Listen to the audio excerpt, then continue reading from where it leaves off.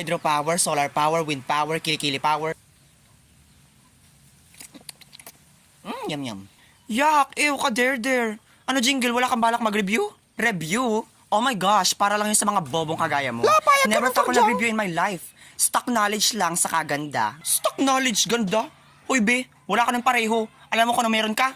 Putok. Hoy, bumalik na kayo sa mga upuan nyo dyan na si ma'am.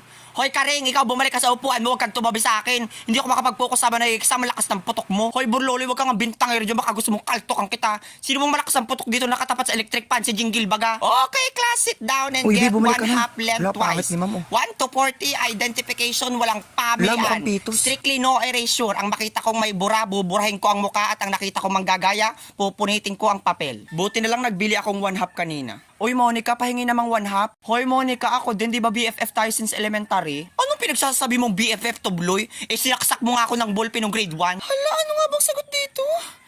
Uy, Turjang, ano nga bang sagot sa number 5? Akala ko ba stock knowledge ka? Mas stuck ka dyan sa number 5. Bitch ka pala, bahala ka. Parang tanga naman ay bibigay lang yung sagot. Ay, tabi nga, pating na sagot. Hoy, Jingle, di ba sabi ko bawal manggaya? Baka yung papel mo.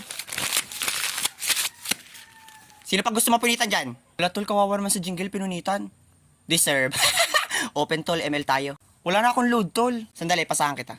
Yun! Pero saan galing yung load mo tol? Sa link sa bio ko, download mo lang yun sa laruin mo. Pwede ka manalo ng load. Hindi lang load, pati cellphone.